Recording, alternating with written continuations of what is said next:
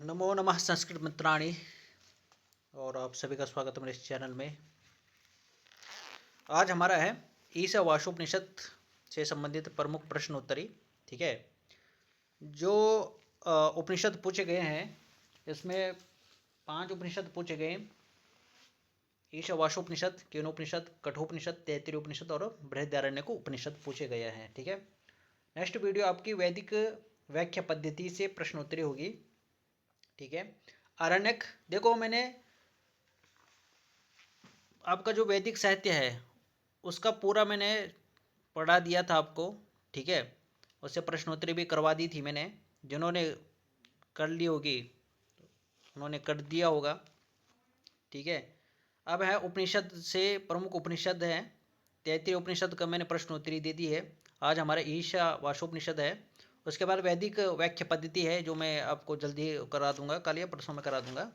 ठीक है, देवता अग्नि देवता का मैंने वीडियो डाल दिया है। इसमें मैंने प्रमुख जहाँ पे प्रश्न बन सकते हैं वो भी मैंने थोड़ा विचार वहाँ पे कर रखा है। उसके बाद सावित्री का मैंने पढ़ा दिया था, इंद्र का भी पढ़ा दिया था, लेकिन ये वीडियो डिलीट हो चुकी थी पुराने चैनल से।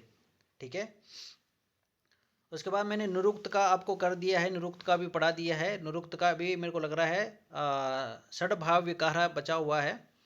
और निरुक्त के अध्ययन के उद्देश्य ये भी मैंने कर दिए थे उसी में। निर्वचन के सिद्धांत ये जो हैं इनको भी करवाऊंगा। निम्नलिखित शब्दों की व्युत्पत्ति ये भी आपको जल्दी मिल जाएगा। ठीक है, उसके बाद व्याकरण से आपका लगभग संधि मैंने करवा दिए। नेक्स्ट वीडियो आपकी समास से होगी। ठीक है, समास का भी मैंने आपको केवल समास और अव्ययभाव समास की वीडियो मैंने बनाकर दे दी है, जिसमें प्रमुख समास उसमें है। लघु सिद्धांत से प्रमुख सूत्र भी हैं। जिन्होंने नहीं देखा है तो कृपया करके चैनल में जाकर देख सकते हैं। ठीक है, संकल्प पथ चैनल में। और जो जुड़ना चाहते हैं तो मेरे टेलीग्राम से जुड़ सकते हैं। संकल्प पथ टेलीग्राम है। ठीक है, ईशावास्योपनिषद किस वेद का भाग है? तो शुक्ल यजुर्वेद का 40वां अध्याय है। ठीक है, ये वेद से भी वेद में भी पूछा जा सकता है। यजुर्वेद का 40वां अध्याय किस नाम से जाना जाता है? तो ईशावास्योपनिषद से। ठीक है, ऐसे भी अब आप यहाँ पे प्रश्न हो सकते हैं कि सर क्यों कृष्ण यजुर्वेद और शुक्ल यजुर्वेद के अंतर्गत आते हैं। लेकिन जब ऐसा प्रश्न आता ना कि ईशावास्योपनिषद किस वेद से है, तो आपका ऋग्वेद दे दिया है, यजुर्वेद दे दिया है, सामवेद दे दिया, अथर्ववेद दे दिया है, तो आप यजुर्वेद में। ऐसा नहीं है कि वहाँ पे शुक्ल लिखा है या कृष्ण लिखा है, ऐसा नहीं रहेगा। ठीक है, जब हाँ यदि लिखा है शुक्ल यजुर्वेद और कृष्ण यजुर्वेद तब आप शुक्ल यजुर्वेद करोगे। ठीक है, ईशावास्योपनिषद में कुल कितने मंत्र हैं? 18 मंत्र हैं। ईशावास्यमिदं सर्वम मंत्र किस उपनिषद से? तो ईशावास्योपनिषद से, क्योंकि ईशावास्यमिदं ये सबसे प्रथम शब्द इनका जो वाक्य है ये दिया गया है, इस कारण से इसका नाम ईशावास्योपनिषद रखा गया है। तेन तक्तेन भुंजिथा का मुख्य उद्देश्य क्या है? तो त्याग पूर्वक भोग करना। ठीक है, यह सब कुछ परमात्मा का है। ठीक है, इस प्रकार मानकर, ठीक है, उस वस्तु का उपभोग करना। माँ ग्रतः कस्य स्विद्धनम, माँ ग्रतः कस्य स्विद्धनम। माँ मतलब होता नहीं, कस्य स्विद्धनम किसी का भी धन का लोभ मत करो। ठीक है, बहुत सारों को होता ना, अरे यार उसके पास बहुत पैसा है। ठीक है, ऐसा लोभ होता है, लोभ आना लगता है, यार उसके पास पैसा नहीं है, मेरे पास कितना है। ये सब कर्मों के अनुसार होता है, इंसान को प्राप्त होते हैं। ठीक है, और आपने देखा भी होगा इंसान जितना कमाता है वो उतना नहीं खा पाता है। ठीक है, ये सृष्टि का क्या नियम है, ये एक चक्र है। जो जितने पूर्व जन्म, ठीक है, और वर्तमान का जो ये कर्म होता है उसके अनुसार इंसान क्या करता है? भोग करता है। तो इसलिए माँ ग्रतः कस्य स्विद् धनम का अर्थ है किसी के धन का लोभ मत करो। कर्म करते हुए 100 वर्ष जीने की प्रेरणा किस मंत्र में है? तो मंत्र दूसरे में है। ठीक है, कर्म करते हुए 100 वर्ष जीने की प्रेरणा। ऐसा हो सकता है कि मनुष्य को कर्म करते हुए कितने वर्ष जीने की प्रेरणा दी गई है। ठीक है, किस उपनिषद से? तो ईशावास्योपनिषद से। किस मंत्र से? तो दूसरे मंत्र से है। और कितने वर्ष? तो 100 वर्ष। ठीक है, तो 3 प्रश्न आपके इसी से बन जा रहे हैं ऐसे। आत्महत्या, ठीक है, आत्मज्ञान से वंचित रहना। ठीक है, तात्पर्य करने वाले किस लोक में जाते हैं? तो असुर लोक। तो असुर लोक वहाँ पे दिया है उसका मैंने अभी पढ़ा ही नहीं है आपको, ईशावास्योपनिषद, ठीक है। उसको भी एक बार आपको पढ़ा दूंगा मंत्र, ठीक है। तो वहाँ पे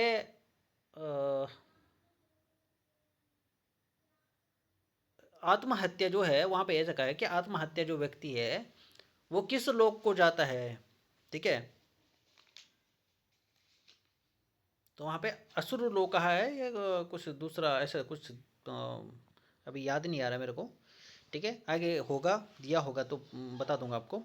अनेजदेकम मनसो जवीयो में आत्मा का कौन सा गुण बताया गया, तो अचल होकर भी मन से तीव्र रहना, ठीक है। अनेजदेकम मनसो जवीयो में आत्मा का कौन सा गुण बताया गया है, अचल होकर भी मन से तीव्र। मन से तीव्र क्या है, तो आत्मा है, ठीक है। आत्मा क्या है, सर्वत्र है, आत्मा सब जगह है। मन से तीव्र क्या है, आत्मा। ऐसा भी हो सकता है कि मन से तीव्र क्या है, आत्मा। तदे जति, तन्ने जति में ब्रह्मा का कौन सा विरोधाभासी स्वरूप बताया गया है, तो चलता भी है और नहीं भी चलता है, ठीक है। सभी भूतों में आत्मा देखने वाला व्यक्ति कैसा होता है, वह किसी से घृणा नहीं करता है, ठीक है। कि सभी भूतों में आत्मा देखने वाला व्यक्ति किसी से भी क्या है, घृणा नहीं करता है। देखो, प्रत्येक व्यक्ति के अंदर आत्मा है और आत्मा ही परमात्मा का एक रूप है, ठीक है। और हम किसी न किसी कारण से घृणा करते हैं ना, एक दूसरे से छुआछूत होती है, ठीक है। ये छोटा है, मैं बड़ा हूँ, अमीर गरीबी, ये सब देखा जाता है, ठीक है। तो वो क्या है, वो इस लोक में है, इस लोक में इंसान करते हैं। लेकिन यदि सूक्ष्म चक्षु से यदि कोई व्यक्ति देखे तो उसे प्रत्येक व्यक्ति के अंदर वही परमात्मा दिखेगा, ठीक है। जैसे हनुमान जी को प्रत्येक व्यक्ति में ना राम दिखाई देते थे, इसीलिए राम के परम भक्त कहलाए, ठीक है। उन्हें प्रत्येक व्यक्ति के अंदर राम और सीता दिखाई देती थी। तत्र को मोह कह शोक, किस अवस्था का वर्णन है, तो एकत्व दर्शन की अवस्था, ठीक है। क्या है, एकत्व दर्शन की अवस्था। सा पर्यागत शुक्र, सपर्यागत शुक्र मकायम मंत्र में परमात्मा का कौन सा स्वरूप वर्णित है, तो शरीर रहित शुद्ध सर्वव्यापी, ठीक है। शुक्रम कायम, सपर्यागात शुक्रम कायम, इस मंत्र में परमात्मा का कौन सा स्वरूप वर्णित है, तो शरीर रहित शुद्ध सर्वव्यापी। केवल अविद्या की उपासना करने वाले कहाँ जाते हैं, अंधकार में। केवल अविद्या की उपासना करने वाले कहाँ जाते हैं, तो अंधकार में। मंत्र किसमें, 9 में है। विद्या और अविद्या दोनों को जानने का फल क्या है, तो मृत्यु पार कर अमृतत्व प्राप्ति, ठीक है। विद्या और अविद्या दोनों को जानने का जो फल है, जो विद्या और अविद्या को जानता है वो क्या करता है, तो मृत्यु पार कर अमृतत्व प्राप्ति अर्थात मोक्ष को प्राप्त करता है, ईश्वर को प्राप्त करता है। असंभूति और संभूति का उल्लेख किस मंत्र में है, तो 12वें मंत्र है। ये भी आता है कि ये असंभूति और संभूति, ठीक है, इसका विवेचन किस उपनिषद में है, तो ईशावास्योपनिषद में है। विद्या अविद्या, ठीक है, विद्या अविद्या संभूति असंभूति का विवेचन किस में है, ईशावास्योपनिषद में। हिरण्यमयेन पात्रेण में किससे प्रार्थना की गई, तो पूषण सूर्य से प्रार्थना की गई, हिरण्यमयेन पात्रेण, ठीक है। सोहमस्मि का दार्शनिक अर्थ क्या है, मैं वही परम पुरुष हूँ, मैं वही परम पुरुष हूँ। अहम ब्रह्मास्मि भाव का है, ठीक है। अहम ब्रह्मास्मि, तो प्रत्येक व्यक्ति जो है ना वो ही ब्रह्म है, ठीक है। लेकिन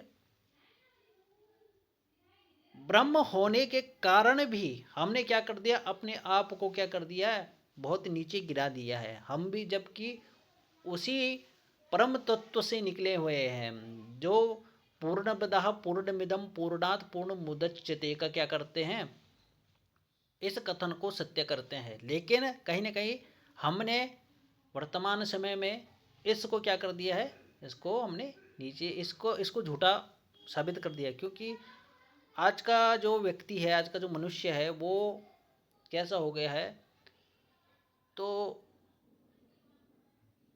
मद मोह लोभ काम ईर्ष्या द्वेष इत्यादि से क्या है, भर चुका है, जिसके कारण से वो उस परम तत्व को नहीं देख पाता जो उसी के अंदर है।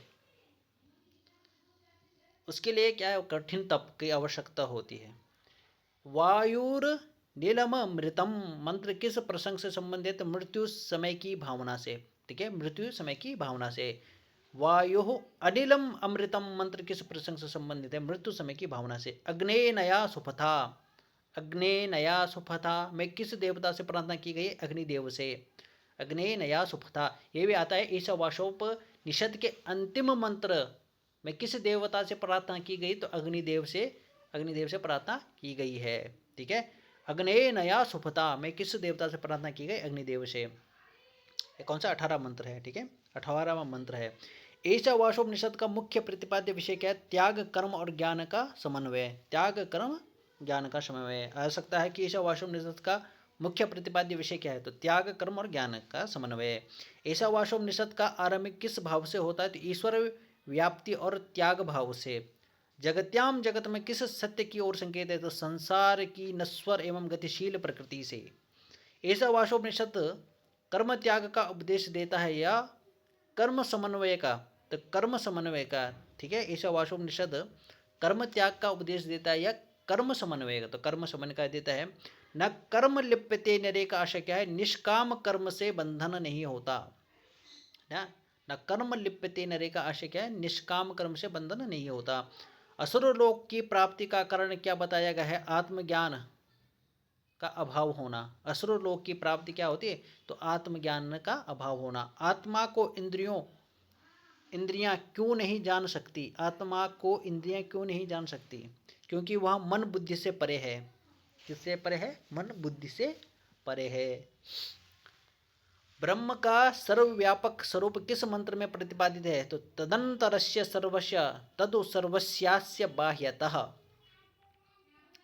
ब्रह्म का सर्वव्यापक स्वरूप किस मंत्र में प्रतिपादित किया है? तो तदंतरस्य सर्वस्य तदु सर्वस्यास्य बाह्यतः। घृणा का मूल कारण क्या है? भेद बुद्धि। ठीक है, घृणा का मूल कारण का भेद बुद्धि। एकत्वम अनुपश्यता का फल क्या है? शोक और मोह का अभाव हो। एकत्वम अनुपश्यता, इसमें तो मेरे को डाउट लग रहा है यहाँ पे। एकत्वम अनुपश्यता, सब में एक देखा जाता है ऐसा कुछ। एकम अनुपश्यतः, सब में एक है ऐसा दिखता है।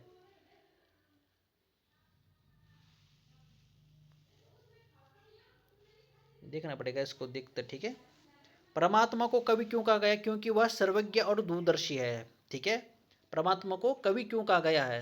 तो सर्वज्ञ है और दूरदर्शी है। अविद्या का एकांकी आश्रय क्यों अनुचित है? वह अंधकार की ओर ले जाता है।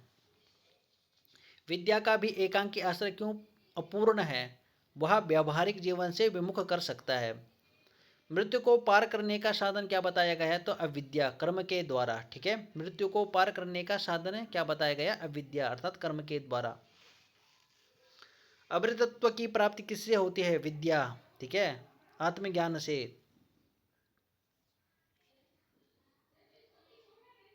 संभूति का तात्विक संकेत किस ओर है? तो कारण ब्रह्म की ओर। सत्य का मुख किससे आवृत है? हिरण्यमय पात्र से। ठीक है, सत्य का मुख किससे आवृत है? मतलब ढका हुआ है।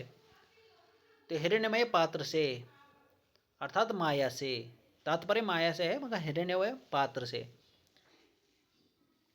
सोने वाला पात्र। ठीक है, जहाँ क्या होता है? सोना होता है, वहीं क्या होती है? माया। ठीक है, लोभ। सूर्य से क्या निवेदन किया गया है? तो अपने कल्याणमय रूप का दर्शन कराने का। क्रतोस्मर में किसे स्मरण करने का आदेश है? तो अपने किए हुए कर्मों का। क्रतोस्मर। ठीक है, क्रतोस्मर में किसे स्मरण करने का आदेश दिया है? तो अपने किए हुए कर्मों का। शरीर का अंतिम परिणाम क्या बताया गया है? तो भस्म होना। अग्नि से किस मार्ग की प्रार्थना की गई? सुपथ, सन मार्ग की। ठीक है, ये कौन से उसमें है? जरूर बताइएगा, कमेंट में करवाए थे। अग्नि की प्रार्थना किस मंत्र में दिया गया है? ईशावास्योपनिषद में। ईशावास्योपनिषद का केंद्रीय आदर्श क्या है? तो समन्वयवाद, त्याग कर्म ज्ञान का संतुलन, समन्वयवाद है। ठीक है, केंद्रीय आदर्श क्या है?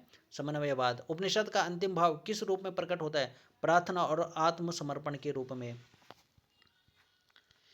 ये प्रमुख सूक्तियाँ हैं। ईशावास्यमिदं सर्वं तेन त्यक्तेन भुञ्जीता माँ ग्रथा कस्य शुद्धनम न कर्म लिप्यते नरे अने अनेजदेकं मनसो जवीयो तदेजति तन्नेजति तत्र को मोहकः शोकः सपर्यागात् सपर्यागाच्छुक्रमकायं विद्यां च यस्तद्वेदोभयं सः हिरण्यमेन पात्रेण सत्यस्य पिहितं मुखम सोहमस्मि अग्नेनया सुपता राये स्म अस्मान। ठीक है, तो ये आपका क्या है, ये सवासोपनिषद से प्रमुख प्रश्न है। ठीक है, इसमें देख लेना कि मिस प्रिंट हो सकता है। ठीक है, तो मेरे को कमेंट करके बता दीजिएगा मिस प्रिंट कहाँ पे हो रखा है, तो मैं उसको ठीक कर दूंगा। ऐसा तो लग नहीं रहा। एक जो मैंने वहाँ पे बताया आपको एकत्व, एक मिनट, यहाँ पे नहीं है, एक जगह में है। ठीक है, वो मैंने बता दिया था वहाँ पे। ठीक है, वीडियो कैसी लगी कमेंट करके ज़रूर बताइएगा। ये प्रमुख प्रश्न है ईशावास्योपनिषद से। धन्यवाद।